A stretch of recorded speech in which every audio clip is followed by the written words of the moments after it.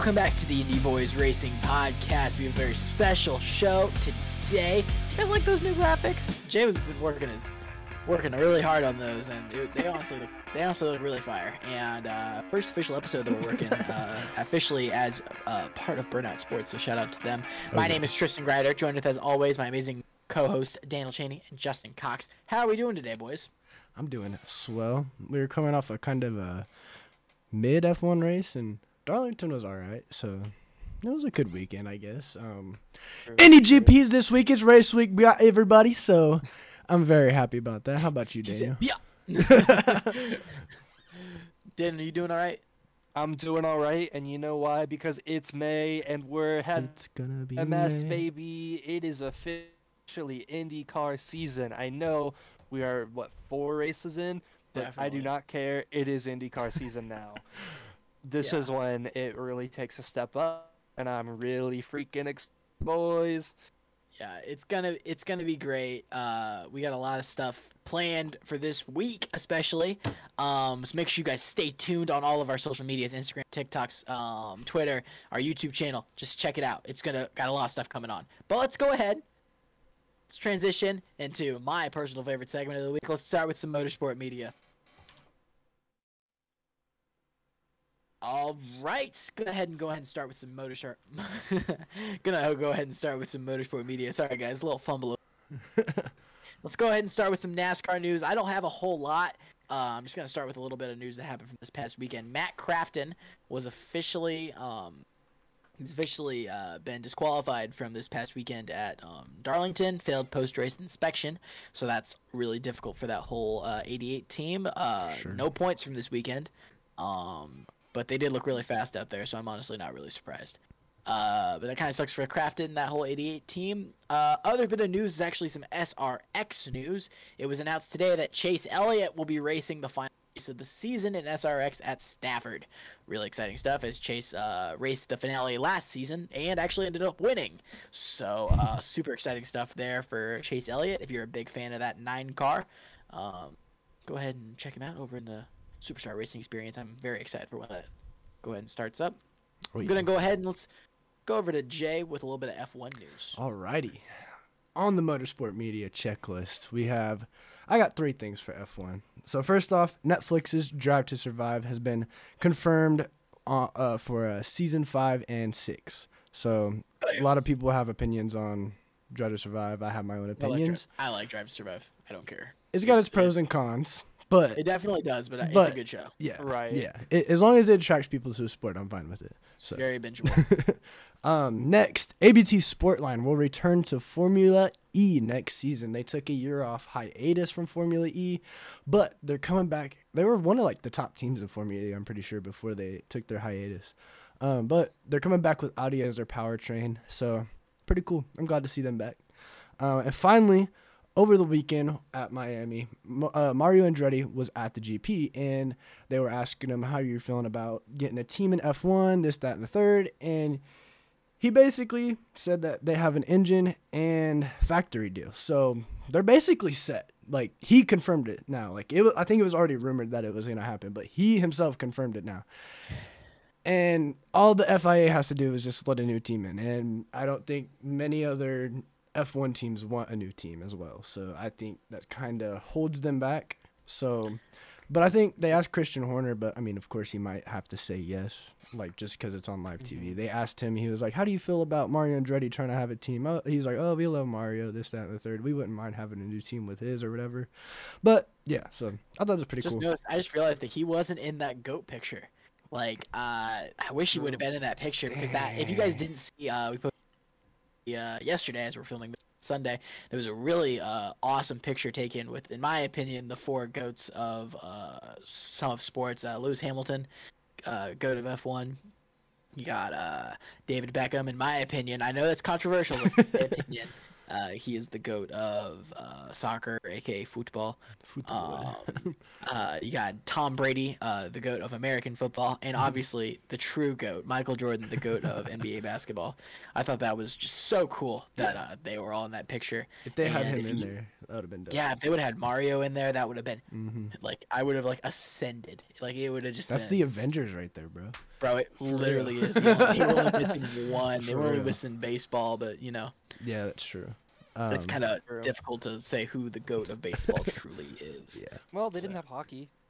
That's true. They didn't have hockey. Gretzky wasn't there. So, all right, But- let's go ahead and Daniel, what's going on over in IndyCar? I know you got the most exciting news Yes, of the yes, week. yes, it All happened. Play the right, siren. everybody. Play the Sound siren. the alarms because we have a 33rd car, baby. Yeah, baby. I know we kind of talked about this last week about how it was pretty much expected, but not officially announced. But it has officially been announced that Stephen Wilson will be in the 25 car to be the 33rd car in the Indy 500 this year. And so a lot of the questions was what team was this going to be? What alliances or partnerships would there be? Sponsorships? So the team, it's actually a 3-team car in a way. So it's a partnership between Cusick Motorsports and Dragon Speed Racing. And so that's the 2 teams kind of taking ownership of the car. But then the car / partnership of the car is an AJ Foyt Enterprises car. Yeah. So Makes it's sense. kind of sort of a 3-team car, but I'm just happy we're at 33, so people can stop complaining. Yeah. We're finally at it. We need some Dragon Speed merch because We For can real. calm down finally, yeah, and I'm it's very excited. so excited. I'm so glad. Well, Daniel, you said that last episode. That was the rumor. Well, last week it was the rumor, and that's what people were expecting. We knew it wasn't going to be a Juncos Hollinger car, yeah. and that because that was the only team that officially denied it. Car. Yeah, we pretty much assumed it was going to be Peretta because they have their part-time road course stuff happening later in the season. And then all we So had everyone left- thought it was going to be Cusick Motorsports and Dragon Speed Racing. We didn't know that AJ Foyt was going to be involved in some capacity. So that was the main shocker with that. We also have a little bit of IndyCar silly season news. Because we're only 4 races in, can't confirm these, don't know that they're 100% down on paper or anything, but a lot of times rumors don't lie in racing. So the big rumor is that Arrow McLaren is going to be getting somewhat of an overhaul next year.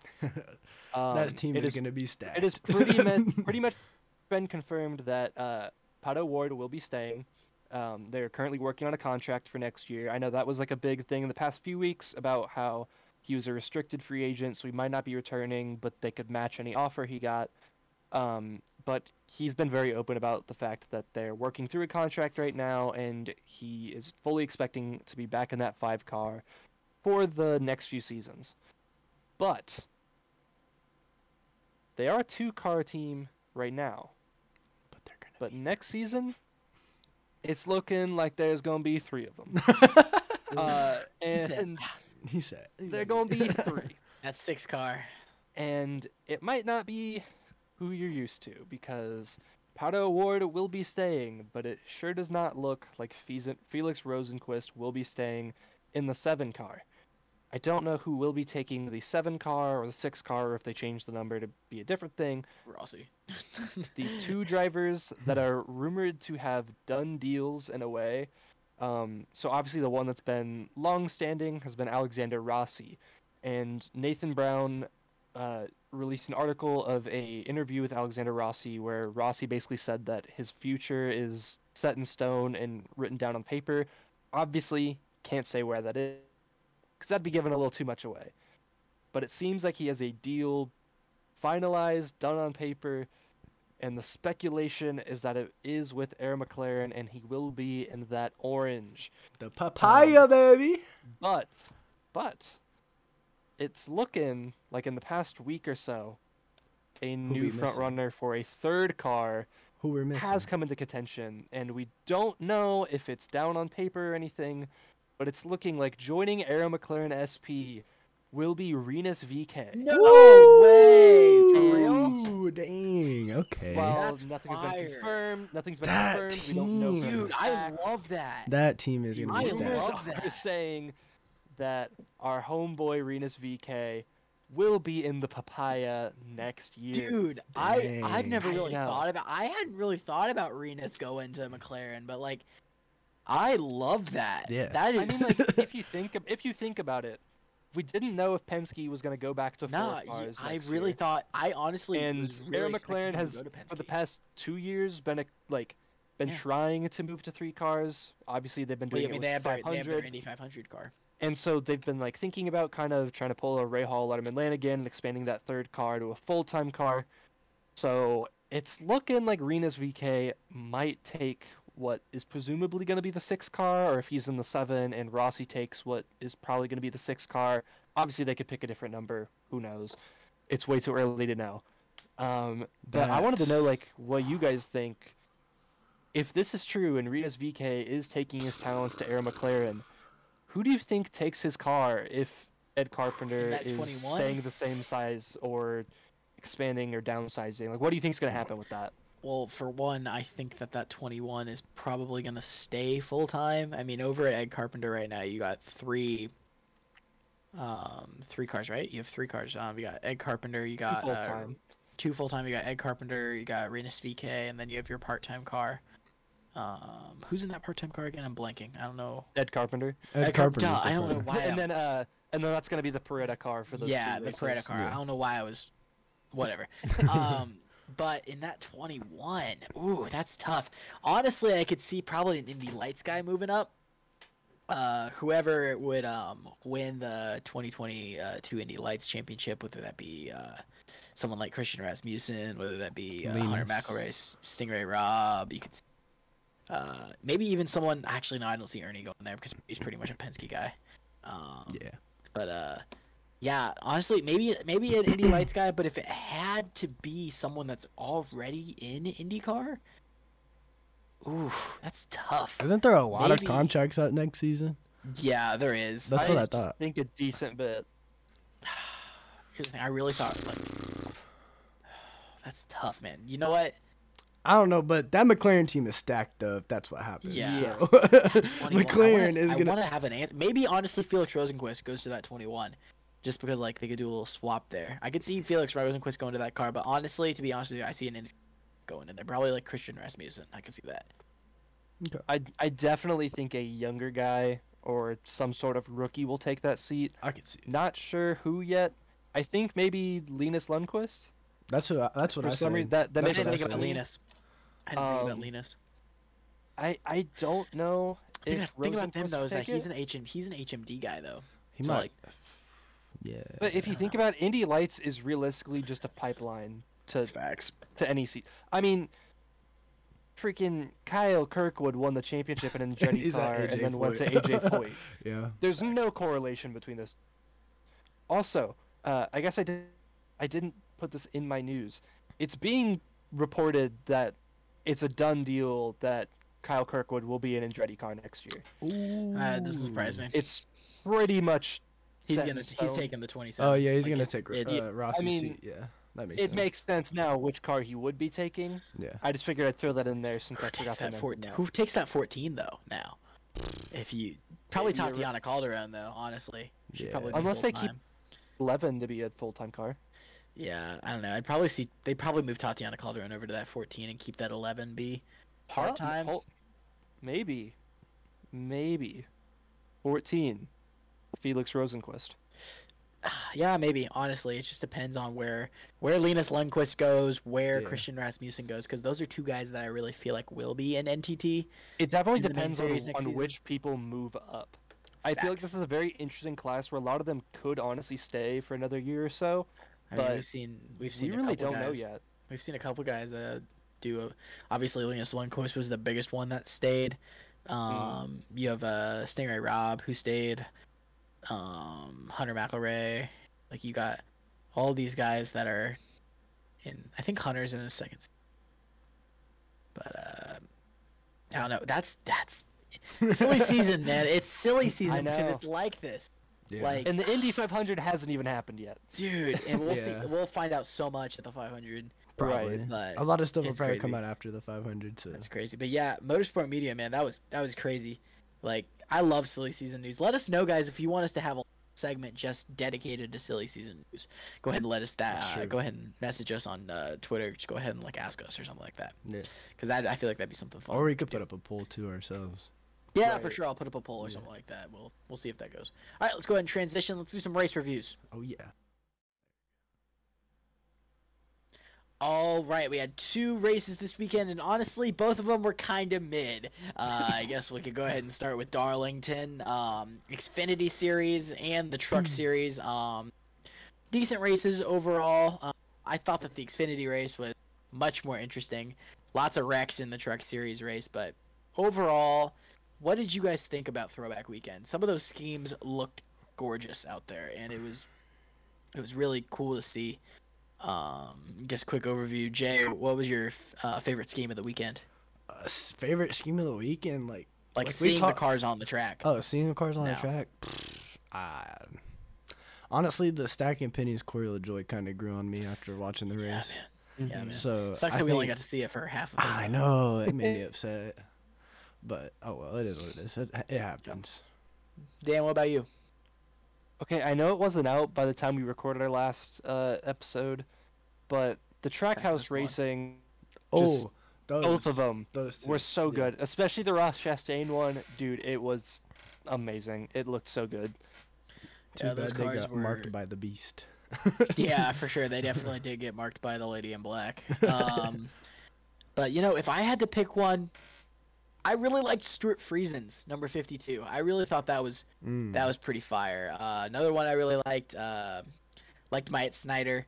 Oh yeah, Mites was dope. that Ken Schrader love- throwback Dude, was yes, fire. Ken Schrader. Any Ken Schrader throwback's fire. That's fact. But yeah, those were some cool ones that I saw on the track. Congratulations to John Hunter Nemechek and Allgaier for taking it home in respected series. I actually picked John Hunter Nemechek Hey, to me win this too. weekend, and so did Jay. So that's a little point for us in the tally down below. Yes, sir. Daniel did not. So, but none of us picked good old Justin Allgaier, who broke a 1-year losing streak that he actually snapped at Darlington last year. It's his back-to-back years winning the first race of the year at Darlington. Yeah. So, super cool. Let's go ahead and go into the Cup Series race because this race was interesting.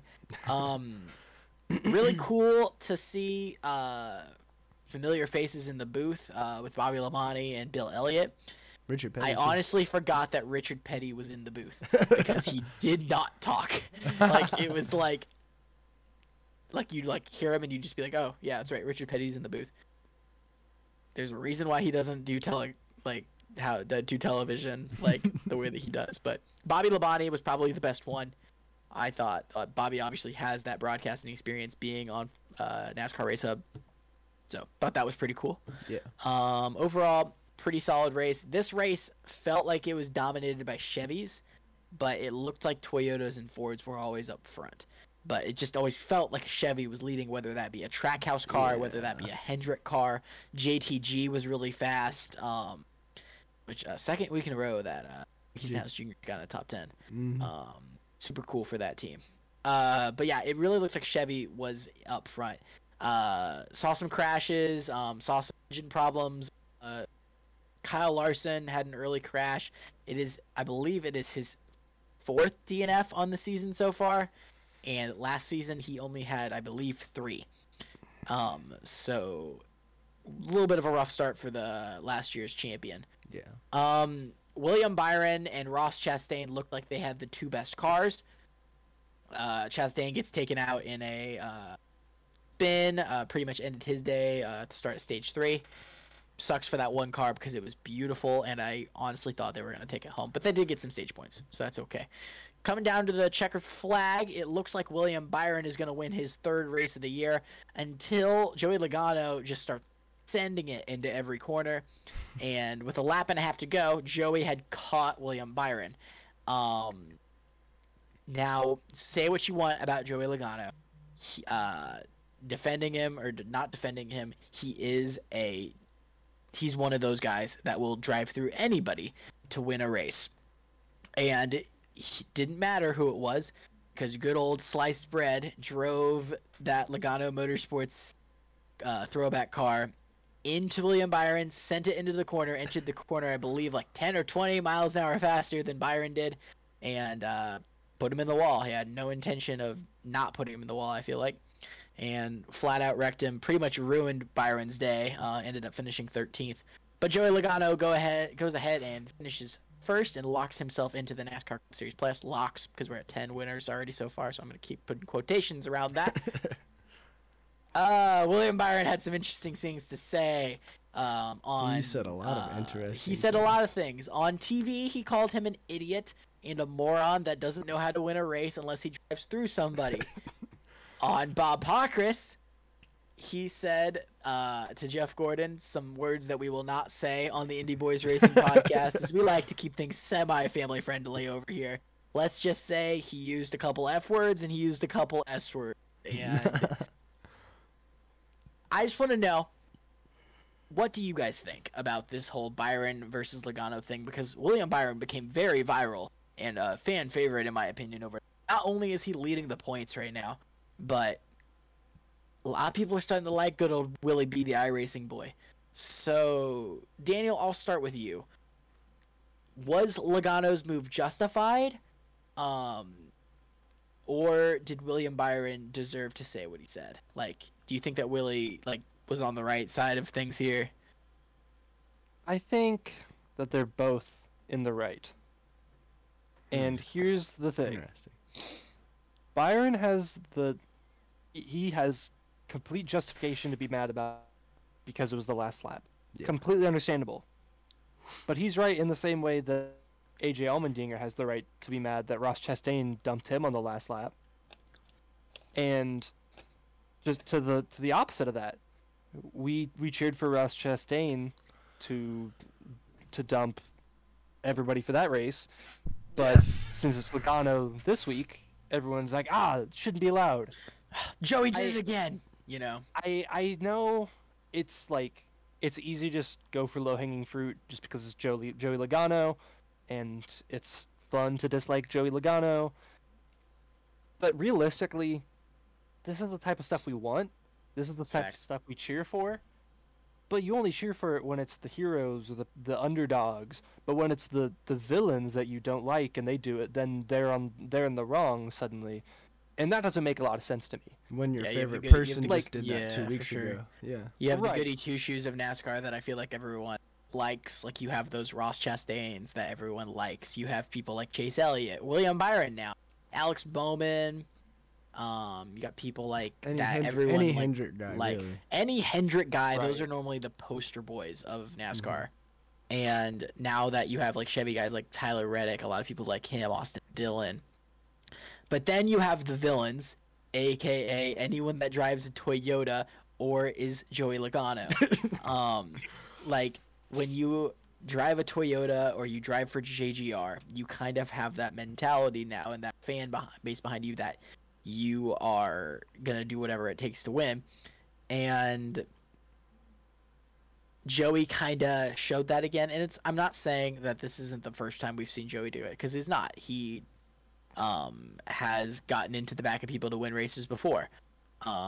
Most notably 2015, that whole Matt Kenseth situation.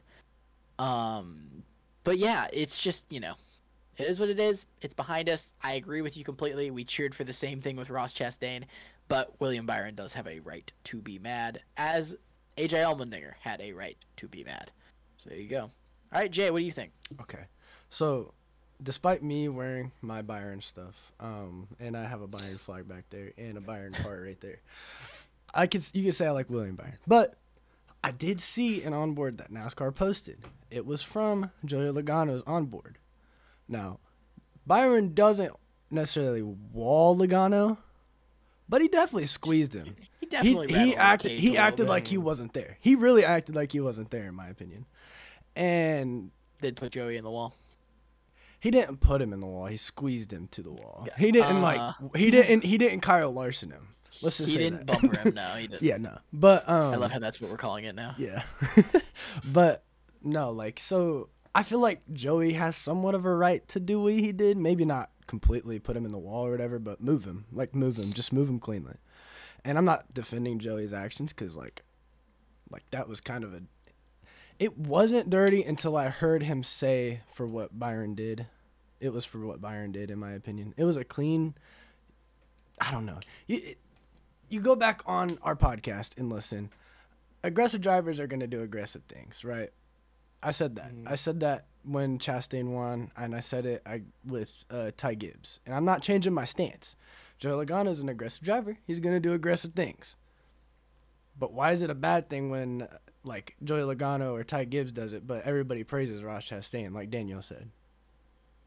I don't know. That's my opinion. So. It is what it is. You know, that's just NASCAR fans for you, I guess. Let's go ahead and read this top 10. I guess let's go ahead. Let's go ahead and read this top 10, guys.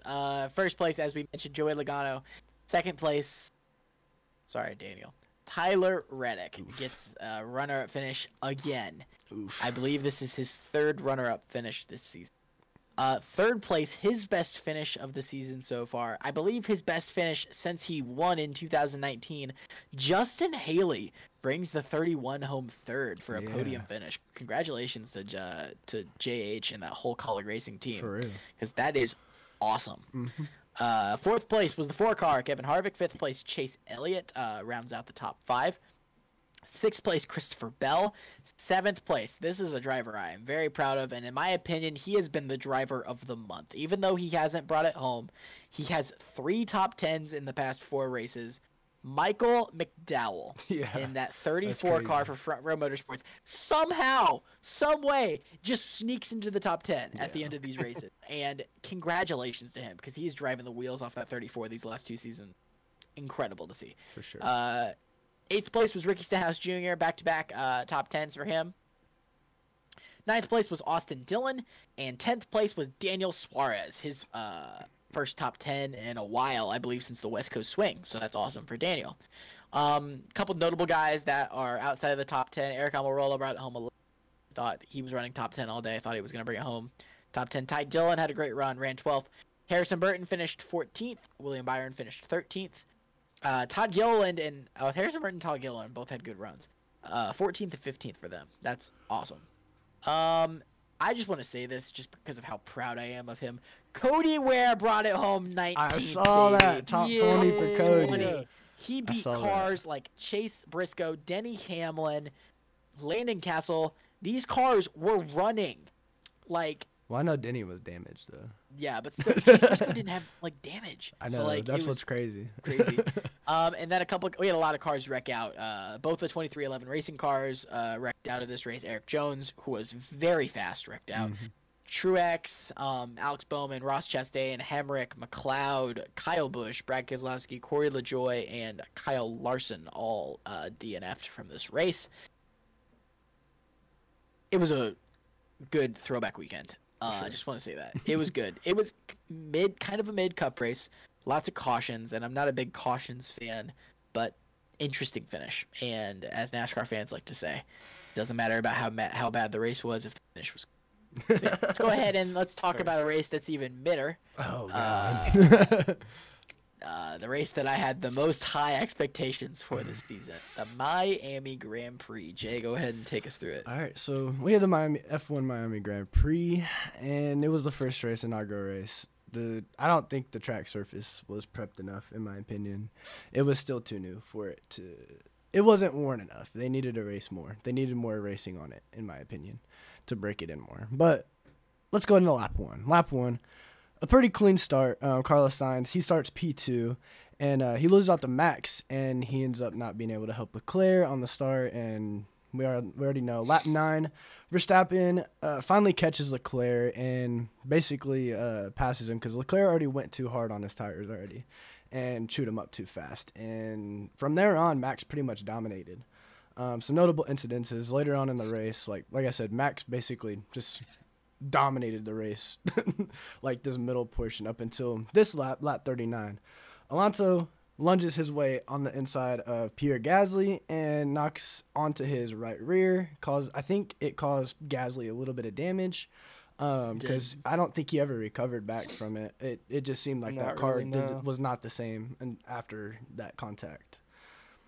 Lap 41, Gasly runs wide, and I think it was turn 9, and he comes back on the track, and as he's coming back on, he doesn't have sight of Lando, and Lando's still going like the speed he's going, and Gasly, as he's coming this way to get off the line, just didn't work out, and he clipped Lando's, I think it was right rear with his left front, and it spent Lando spinning, and they both retired from the race after that. And that caused a safety car as well. And then we go green again on lap 46. And after the safety car, that kind of shook everybody's strategies up. And there was a lot of different guys on a lot of different strategies. And towards the end of this thing, it was entertaining, let's say the least. The end of the race didn't make up for the first half, but it was a lot more entertaining at the end. Let's just say that. Right. I'd agree with that, but this race was still very mid. Checo and Sainz were battling for what felt like an eternity, and Checo, despite having fresher tires, could not get past Carlos Sainz whatsoever. Carlos Sainz, baby. Yeah. Lap 49, the Mercedes boys were battling, and as they're battling, Bottas runs wide out of the final, the final turn, and he brushes the wall, and the Mercedes guys go past him. Lap 52, back to talking about Checo and Sainz. They're still battling. Sainz, I feel like, takes Checo's crowns for Spanish Minister of Defense after this race because he held him behind him the entire race, in my opinion. And Checo's one of my favorites, me admitting that. But yeah, he kept that Red Bull at bay. Checo throws it up the inside, and they almost touched. I think they slightly touched. But it was close. It was close. And great avoidance to Sainz for not turning into that corner. Great awareness to him, because if he turned in, that was a lot worse than what it was. So great awareness to him. But, yeah, Checo throws it in, goes wide, and Sainz, he realizes what Checo's doing, and that's the first opportunity Checo really had an opportunity to pass, even though he should have had more, in my opinion, because he's on mediums. But, yeah, so that's what happened there. Lap 54, Mick Schumacher, Sebastian Vettel. They are battling, and Mick Schumacher goes to lunge up the inside of Vettel, and Mick Schumacher locks up and goes straight into the corner, but Vettel turns in as well. So they just kind of hit each other, and it did cause Vettel to get a little airborne. So I don't want to talk about it. Yeah, I know. Mick really wanted those points. Let's just say that. Mick really wanted the points. Yeah. Did he? Yeah. I wanted Mick to have the points. Man's is 20th in points. We don't have a point this season. And well, he's not 20. He's tied for last, but do you think I give a damn? I know. I just want the man to get a point this season. I know, I did too. I want Mick to get a point too. Listen, I want him to take advantage of the situation because the engines that Haas has been handed, sure, Magnussen has been kind of taking advantage of it, but Magnussen's 10th in points. He's in the top half in points, and Schumacher has just had some bad luck, and I can't with it anymore. It's just I love being a Haas fan, but I was in pain. I was in Daniel Chaney when Reddit gets spun on the last lap kind of pain. Chase Briscoe. Oh man, it was just you were in my Herta fan mode. I really was. I more compare it to the Herta.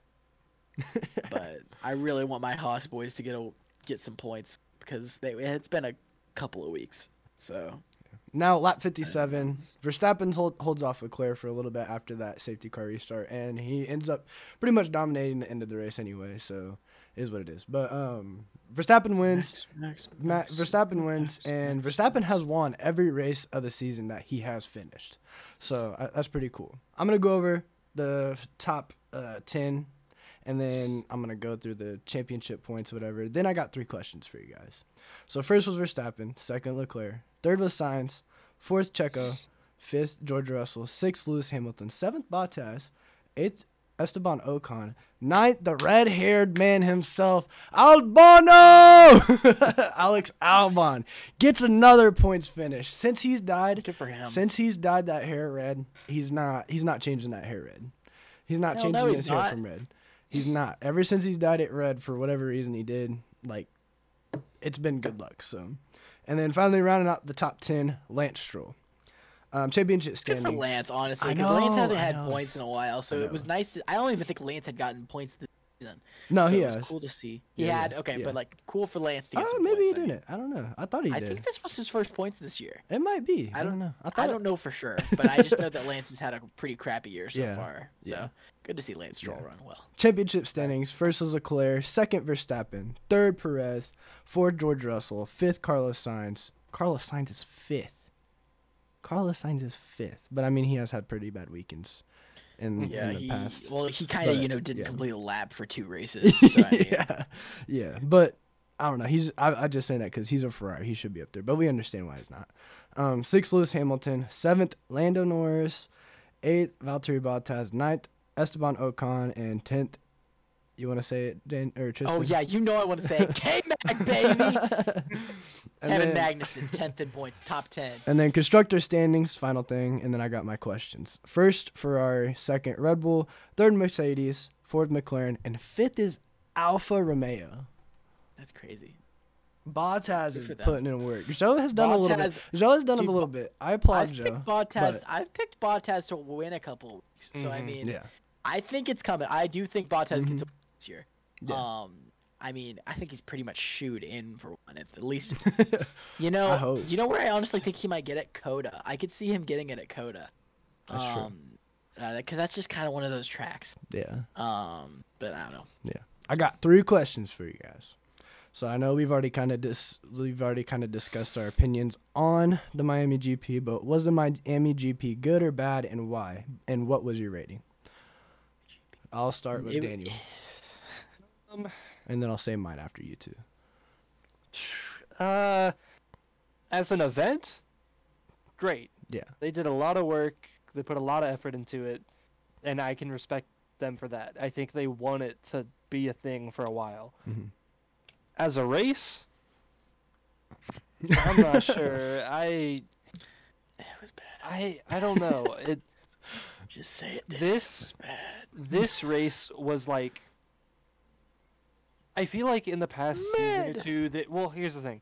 In the past season or two, F1's kind of gotten around the generalized kind of in 2 teams and basically typically 2 drivers, and that it's just between 1, 2, or 3 drivers every week. And luckily, this season and last season, I feel like we've seen a lot of fresh faces kind of up in contention for the most part. I don't think it's like the same as NASCAR or INDYCAR where you see pretty much a new winner almost every week. I don't think it's like that at all. But this week, this race, like, you knew it was going to be between You knew who it was 2 going to be. drivers because Leclerc led at the beginning and Verstappen led pretty much every other lap. Yeah. It was pretty boring outside. Like, the top 2 at least was very boring because there was honestly, there wasn't that much passing at all in this race. Mhm. I feel like for the most part, it was not necessarily a choo-choo train, but there were moments. The There were mid-pack, definitely some moments. I'll say the mid-pack before the safety car was very, like, basically the entire field was kind of just really choo-choo trainy until the safety car. Then after that, after all the Right. strategies and stuff changed up, it became a lot more entertaining for the mid-pack. But it was kind of entertaining for the lead, but it wasn't like we've seen in Jeddah and Bahrain and stuff. though. Yeah. But Tristan, what do you say? Oh yeah, what's your rating, and- Daniel? By the way, sorry, out of 10. Honestly, as much as it pains me, honestly, kind of like a 4.5. Okay, that's respect. Like That's it respectable. had its moments, but overall, I just wasn't that entertained. Okay. Sadly. Tristan.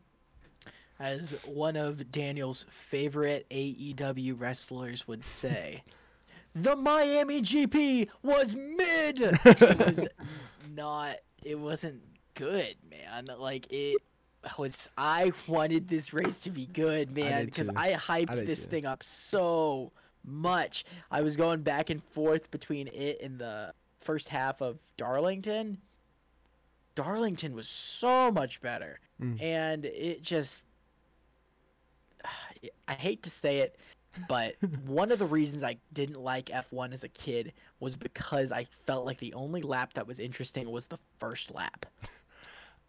I give you that. I can give you that. This race sucked, and it was a 3 out of 10. I really hope they figure it out more, because I do want Miami to be a destination that they go every year. But this race was bad, and it will probably go down as the worst race of this F1 season. And just my opinion. No, I know other people. I know some people that actually quite enjoyed Miami this year. But I did not. So I'm gonna say my biased opinion and say it was not good. So I'm you gonna said give it a 3 out of 3 10. out of 10. Okay. And there you go. There's my opinion. So I personally just feel like they needed more racing on the track during the weekend. Yes. But they were doing a little work on the track because I think some of the track was coming up because of the humidity and stuff.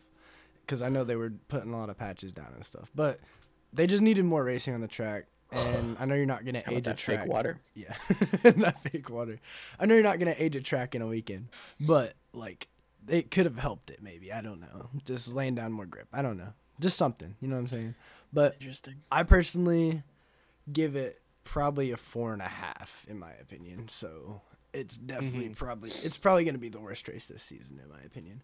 The event was great. They had a bunch of celebrities there and stuff. That was pretty cool. Patrick Mahomes was there. Patrick Mahomes was there. Paulo Banchero. Future Indiana Pacer Paulo Banchero, baby. I'm getting word that this is not Patrick Mahomes. I'm getting word this is not Patrick Mahomes. But no, I love Martin Brundle. He's so funny. But yeah. Can we just talk about though real quick before your next question? How much better Michael Waltrip's grid walk was this week compared to the F1 grid walk? I like the F1 because it was just so comedic because of what was happening. Nah, man. Just because it was chaotic. Mikey's grid walk was iconic.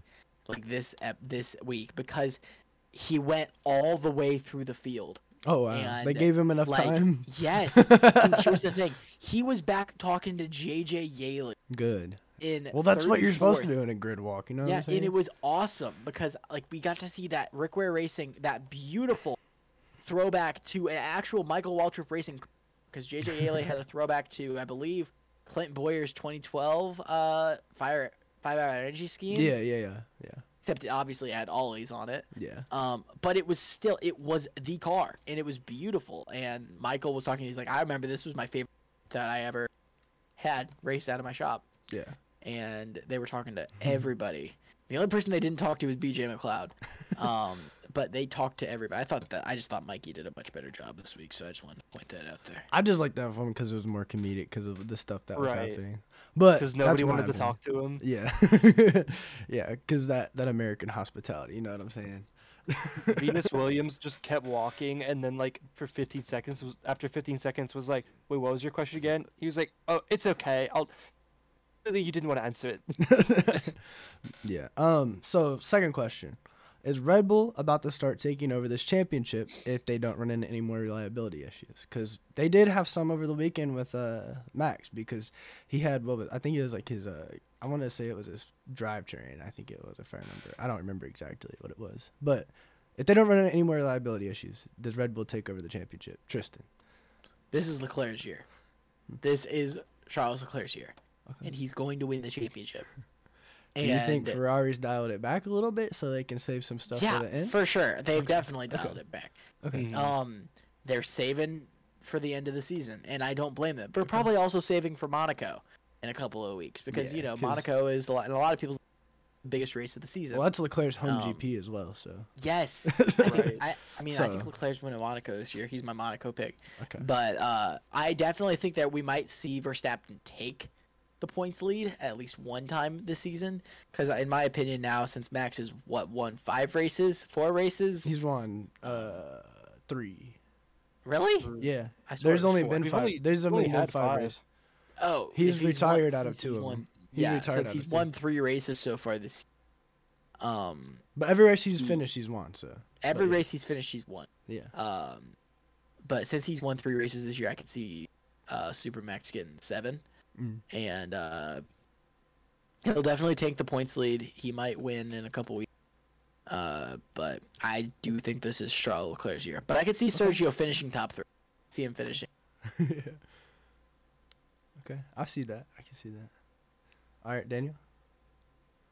I don't know. I could see it going either way between Leclerc and Verstappen. Like you said, every race he's finished, he's won. Yeah. But how many is he gonna finish?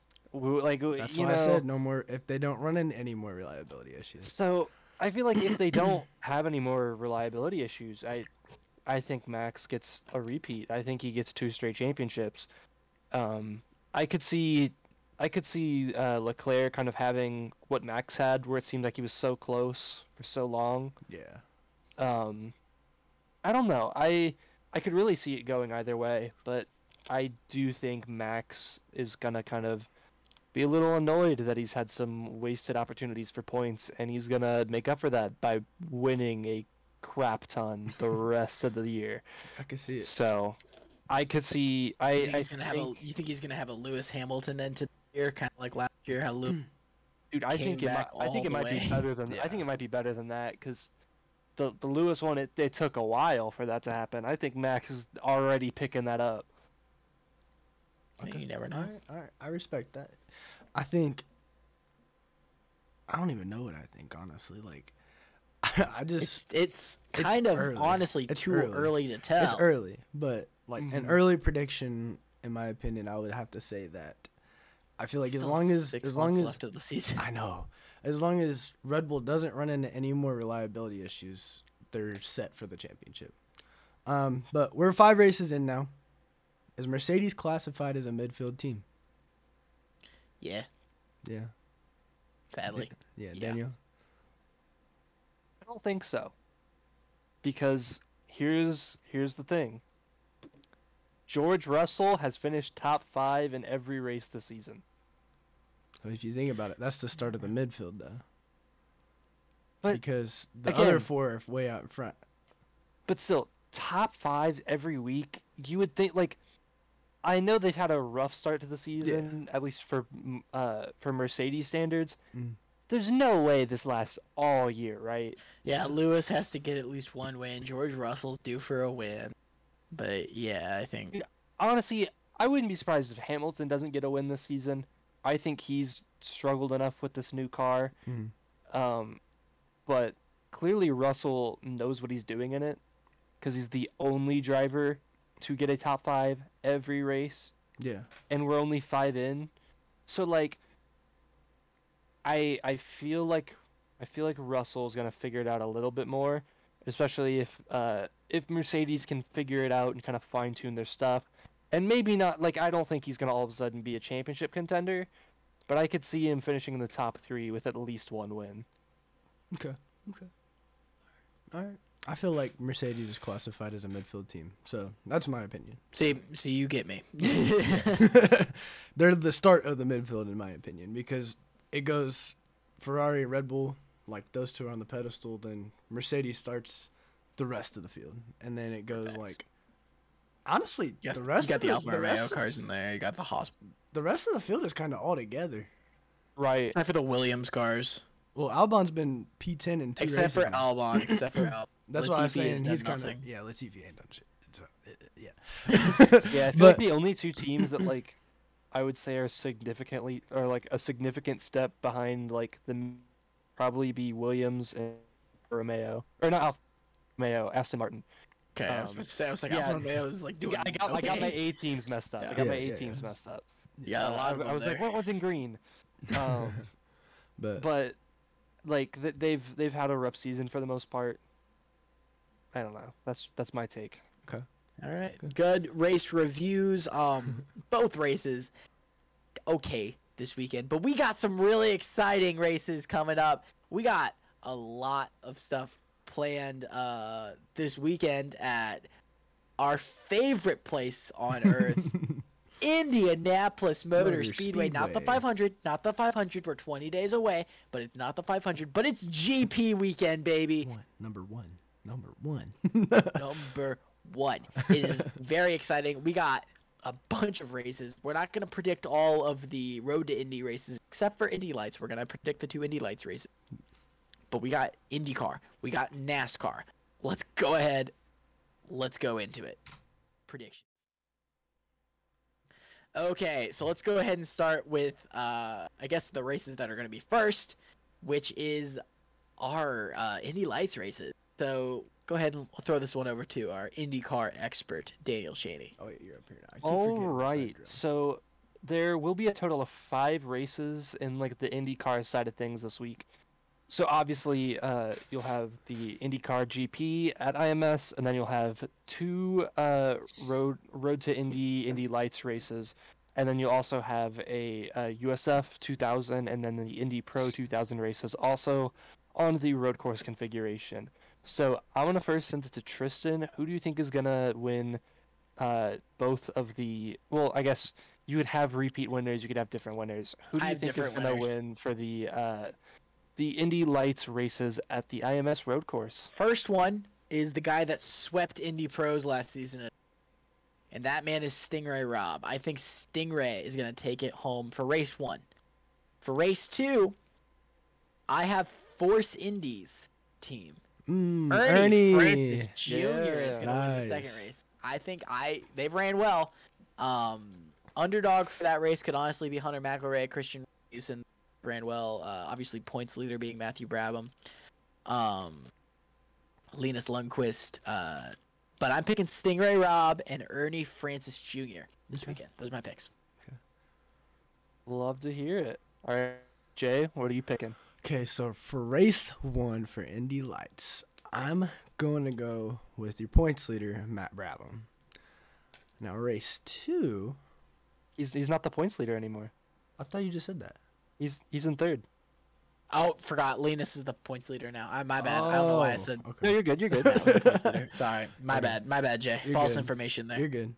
So Matthew When I'm in a Brabham. spreading false information contest and my opponent is Tristan Grider. But so yeah, Where does he Matthew. get his sources? But I Matthew. made it up. But Matthew Brabham for race 1, and then for race 2, I gotta go with our boy Stingray. I got Stingray for race 2. He does good in race Alright. 2s, so I'm just saying. That's facts. very fair. He does good in race For 2s. race 1, for me, I think I'm gonna go Hunter McElroy. Mm. He's had a little rough luck this season, but I think he's in good equipment. He'll figure it out. 3rd race of the season, 1st race of the weekend. I think he figures it out. In the 2nd race, I think we're gonna see the actual points leader get another win, and that is Linus Lundqvist.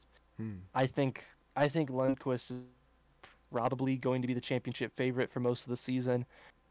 I think he gets a 2nd win pretty early, and I think that's probably going to be in the 2nd race.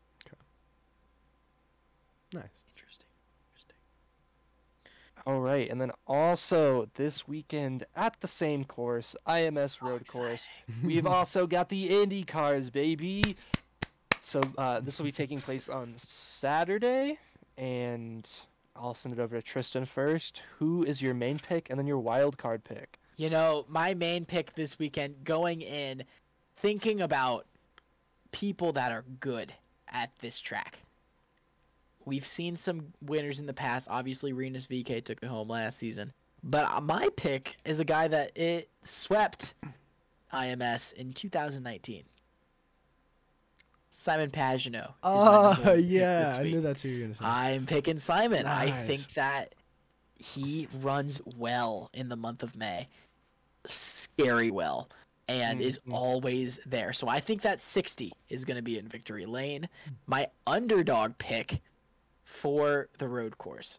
This one might be a little bit of a not like kind of a predictable underdog, just seeing as he ran so well here last season.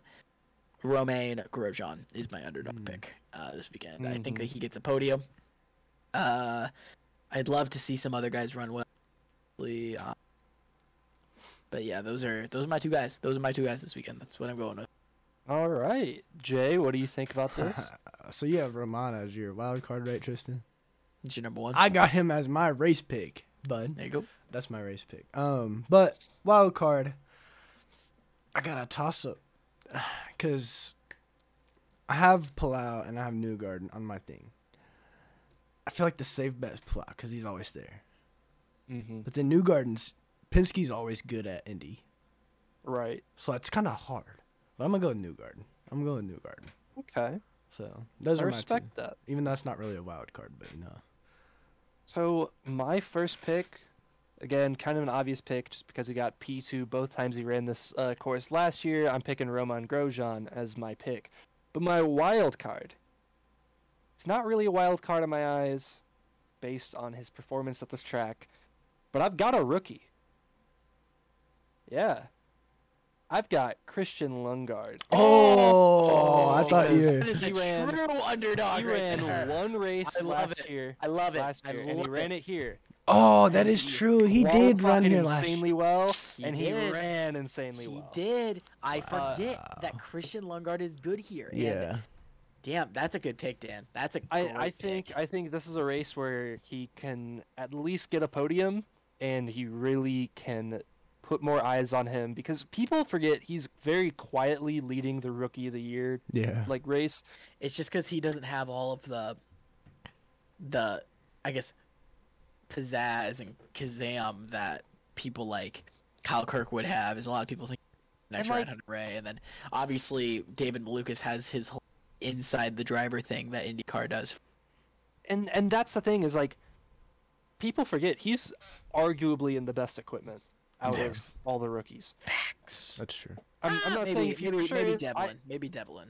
Devlin. But you could make the argument. Yeah. You could definitely. There's an argument, but You could make 30 the car's argument fast. that the That 30 30 car is car is always better than the 29 car. I'm not disagreeing with you. Yeah, I just said an argument could be made, and I think When Sato was in that car, he won a frickin' Indy 500. So Yeah. I mean, that's true. and you know what track that was at?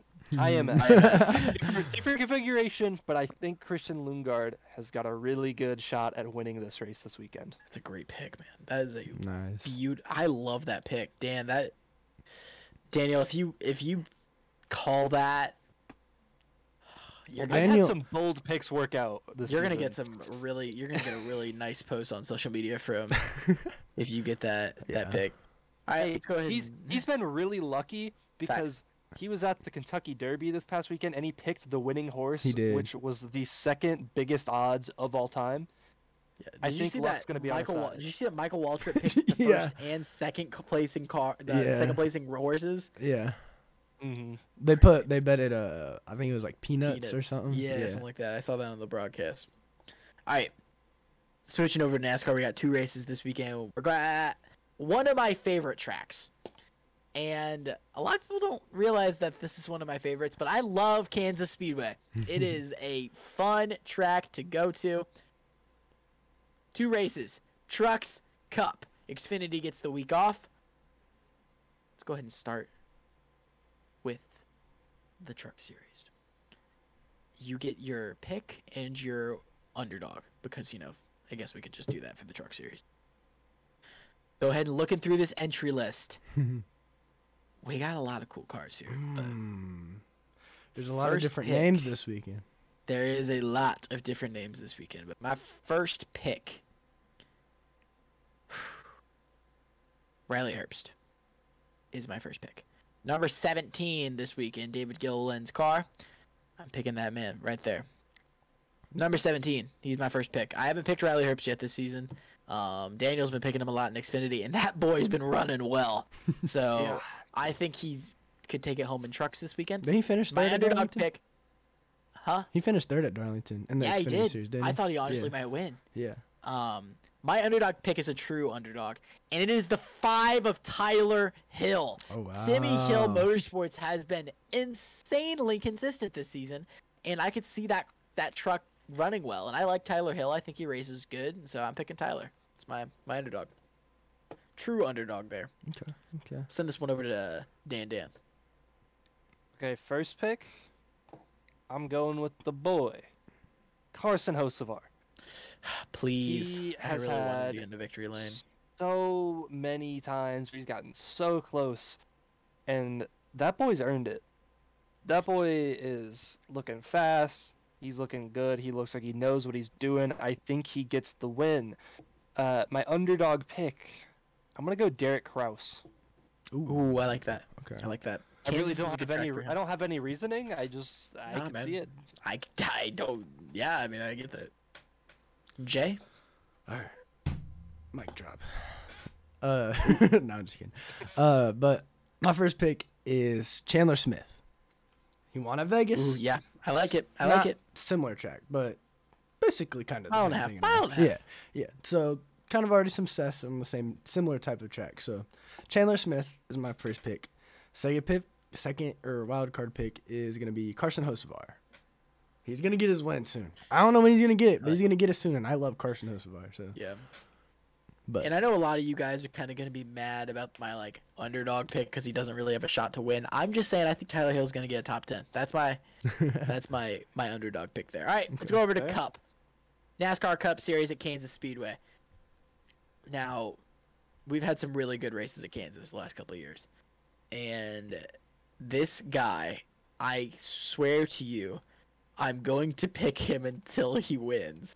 Not only because I won it for you, Daniel, but honestly, it's because I think he's gonna freaking win. And that's Tyler Reddick. I think Tyler Reddick is gonna get it done. He's been so consistent. It's crazy. And so I'm picking Tyler Reddick as my first pick. My second pick is Daniel Suarez. ooh, I'm picking okay. Chevy Boys this week. Those are my picks. And if you wanted me to, I'll do our group pick after this, after we do everything. Okay. I'm going to send this one over to Dan because I normally like doing our group picks. First pick, pretty self-explanatory. I'm going Kyle Larson. Yep. I don't need any reasoning. It's Kyle Larson. It makes sense. In a mile and a My half. wild card. I'm between two on my preseason. I could go with my wild card from the preseason, or I could go with my third pick, which honestly this season is kind of wild card. I think I'm gonna go with my third pick because it's a wild card this season. I'm going Christopher Bell. Yeah, I can see it happening. Could honestly see it. Christopher Bell currently 13th in points. Jay, who those picks? Well, I'm agreeing with Daniel on my first pick, Kyle Larson. Because it's Kyle Larson, and it's a mile and a half track, so it's kind of a given. I mean, not necessarily, unless something stupid happens, like at Darlington, because he was technically my first pick at Darlington, but oh well. Now, for my preseason schedule, or for my preseason predictions, I have two very wild cards and one very realistic, but I think I'm going to go with one of the two very wild cards. Hell yeah, that's the whole point of this pick. Exactly. He has not ran super consistent all season. He's won one race this season, and he hasn't won since that one, and that was the first one. Jenny. And that was the first race. Austin Cindric? Yeah, that's my wild card. Okay. I know Penske does somewhat decent on some mile and a half tracks, so I gotta go with the Penske car. So I can see it. yeah, I can see it. And as has become tradition, we all get points for this pick if it goes through. The group underdog pick that I choose every week. This week, drum roll please. This is the 47 of Ricky Stenhouse Jr. That is our pick this week. Okay. I vibe with it. If we get this pick, I will give us all 5 points.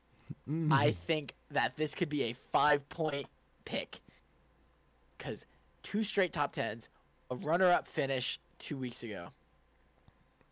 I think he could be our group pick this week, and I like it. Okay. You guys agree? I agree with that. That's fine. I Yeah, agree with that's yeah. fine. He's doing well. Because I was about to say something, I forget. Oh, because next episode, before the next episode, we're gonna go through. We're gonna tally up all of our scores and how many drivers we've got right or whatever, and we're gonna start keeping track on the screen for you guys of you that watch on YouTube. So You guys can see that in the bottom left-hand corner. yeah, You'll see all of Right there our now. points from Indy Lights, INDYCAR, F1, NASCAR Trucks, Xfinity, and the Cup Series. Mhm. So, because those are the main, races that we cover, and then maybe we'll add SRX to that whole little display once SRX starts in June. Yeah. You never know. But yeah, I think those are some pretty good picks. We get the week off from F1, and honestly, we deserve it because it's INDYCAR season, boys. Yes, sir. We are going to be at the track. It's going to be incredible. Make sure you guys say what's up to us. We are going to be there Thursday, Friday, and Saturday. Go ahead and just shout us out, tweet at us at Indy Boys Podcast to be like, hey, where you guys at? And we will go to you. If you guys want us to, we will go to you. We will take all the pictures. Just go ahead and just shout us out, and we will be there. You know, it's going to be a really good weekend. And I'm just excited that I get to experience it with my two best friends in the whole wide world, the Indy Boys themselves, Daniel, Chaney, and Justin. It's going to be a great weekend. Do you know, before we end this episode, is there anything that you have to say? I'll start with Jay. I'm just excited for this weekend. We've got a lot of access that we're going to be doing. We're going to be doing some stuff with our partners, Burnout Sports. It's going to be a fun weekend. I feel like we're going to learn a lot about what we're going through this weekend, and it's going to be fun. It's going to be fun. Let's just say that. It's going to be a fun learning experience. So I'm excited. I'm thoroughly excited, and I cannot wait till Thursday. But what about you, Daniel? Well, it's May, and you know what I have to say about that? It's here. It's the most wonderful time of the year for at least us and a lot of other people in the INDYCAR fandom and just the racing fandom in general. I'm really excited. We're finally at IMS. It feels like it's been so long. I know. It's been I'm really since, excited. August since we got a race here? Yeah. Yeah, we haven't been at the track like for a race since the Verizon 200. Mm-hmm. So it's crazy. We were technically there That's for crazy. testing, but that's not a real race. That's not a real race. race. Not a race. Right. Not a race. We're talking about testing. Yeah. Anyway, Testing. thank you guys so much for listening to the Indy Boys Racing Podcast. Go ahead and follow us all on our social medias at Indy Boys Podcast, Twitter, Instagram, TikTok. Guys, we've been going ham with our TikTok. So like, just check it out. We got a lot of stuff coming. Go ahead and follow us on our personal social medias. All of those are in the description. Go ahead and follow and subscribe to Burnout Sports. Subscribe to our YouTube channel at Indy Boys Racing Podcast. Link is down below. Signing off for Daniel Chaney and Justin Cox. My name is Tristan Grider. We are at IMS this weekend, boys. The happiest place on earth. You all thought it was Disney World? Nah. Indianapolis Motor Speedway. It's going to be dope. Let's go ahead and have a great weekend this week, boys. Have a good one. Peace.